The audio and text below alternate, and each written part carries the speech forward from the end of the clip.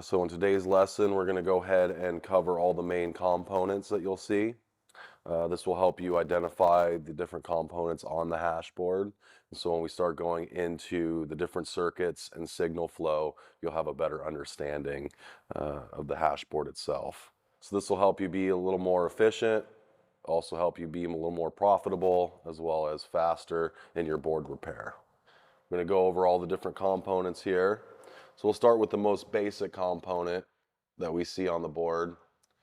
So we see a lot of resistors and capacitors and lots of other things. In order to tell what they are, see right here. So all these ones that are kind of a brown color are going to be your capacitors. These ones that have the black coloring on them are going to be your resistor. So this is a electrolytic capacitor.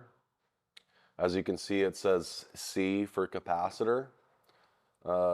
These older ones actually are through hole, so it has a backside to it where you actually have to solder from the backside.